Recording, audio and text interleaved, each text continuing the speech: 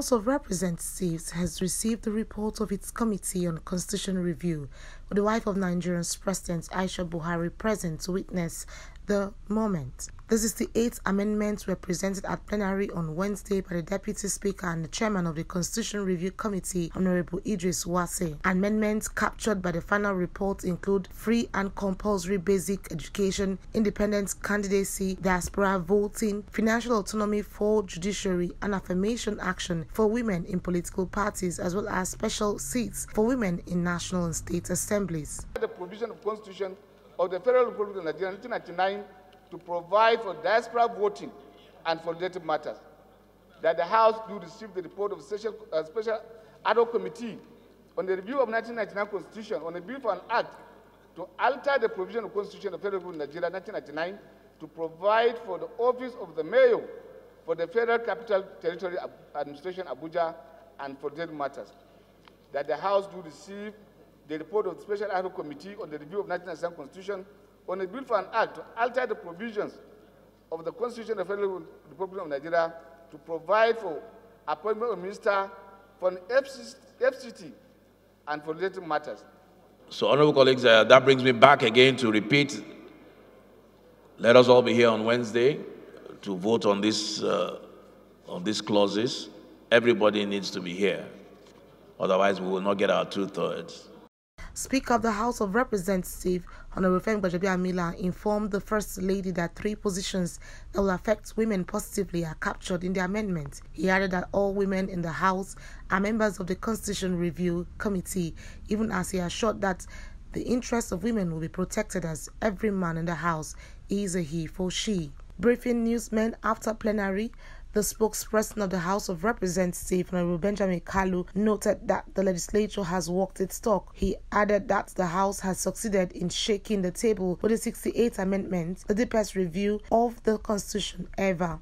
Kalu said that the amendments has put an end to the controversy over value-added tax, as it is now under the exclusive list. He also disclosed that there is provision for moving airports and railway from exclusive list to concurrent list, allowing state ownership in the spirit of true federalism. Electricity supply. The Constitution is giving the backbone for this to be achievable. I know recently all of you were aware of the acrimony that almost existed and the legal altercation that took place in Rivers State with regards to VAT. Now the Constitution is saying that the VAT is reserved for the exclusive list. Has made it clear, and that is how it's going to be. So it belongs to the federal government. So we are also gender-sensitive parliament. Like we mentioned in our legislative agenda, that we are going to project gender issues to give them the fairness that they desire, as well as the quality that they desire. And this Constitution is asking for special seat in legislature for women, both in the National Assembly and also the Houses of Assembly all through the nation. Beyond that, also affirmative action for women in political parties. So it's going to be a space for our women because they are more in number. This Constitution is saying we are recognizing you even in our political party affairs, and the women in the House work so hard to make sure that this comes to fruition, especially my own dear sister, Honorable Kiru Onyo-Jiocha.